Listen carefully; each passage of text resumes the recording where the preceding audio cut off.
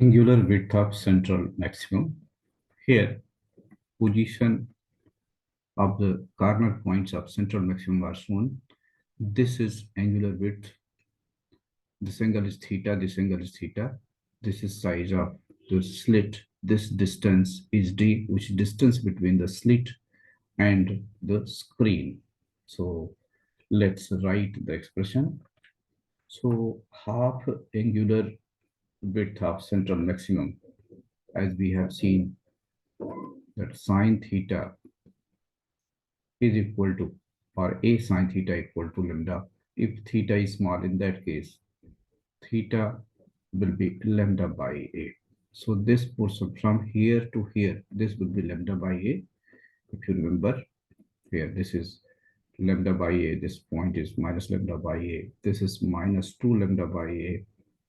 So half angular width, this from this point O to this point is called half angular width of central maximum.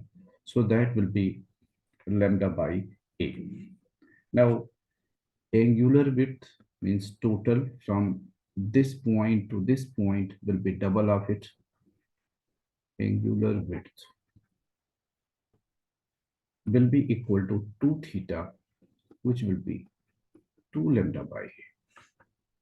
Now, linear width. To find linear width beta 0, we multiply by the distance between slit and the screen, capital D.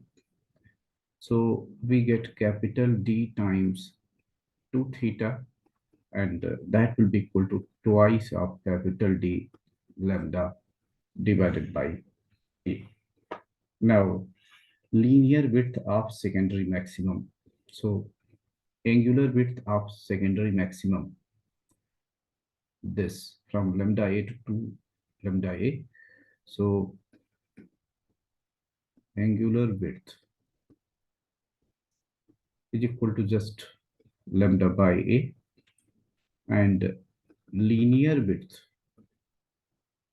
let's denote it by theta, sorry, beta. Then beta will be capital D times theta, which will be equal to capital D lambda by A. Clearly, beta 0 and beta are related by the relation. Beta 0 is double of beta.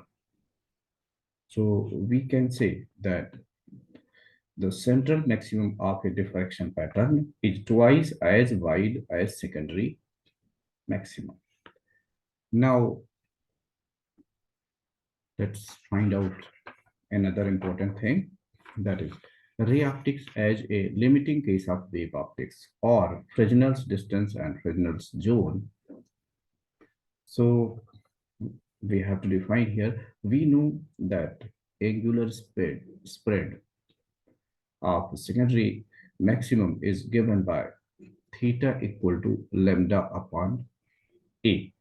Now, if a screen is placed at distance D as shown here, in that case, we write spread of beam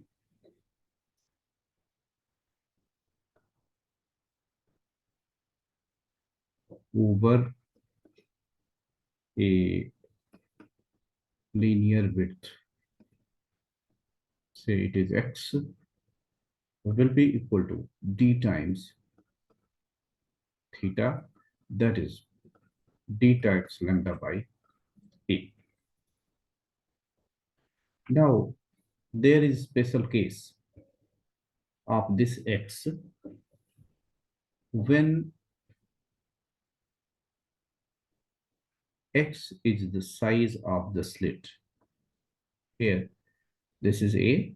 If x becomes equal to A, in that case, the capital D becomes Fresnel distance, df. So our expression, this expression changes to A equal to df times lambda divided by A. from where we get a square equal to df times lambda or df equal to a square by lambda. So this is Fresnel's distance. So we can say if capital D is less than df, in that case, there will not be too much broadening of diffraction. So there will be very less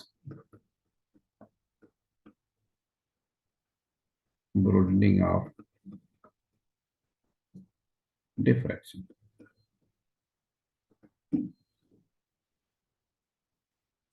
Now we have to define Fresnel's zone. So Fresnel's zone, let's write it here.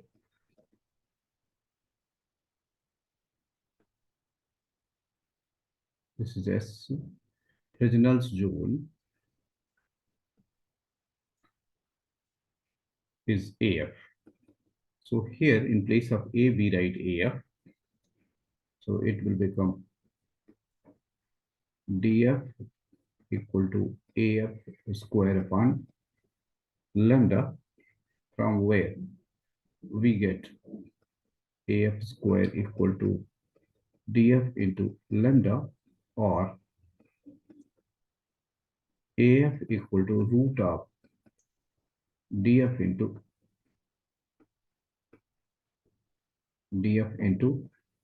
lambda. So this is our expression. Thank you for watching.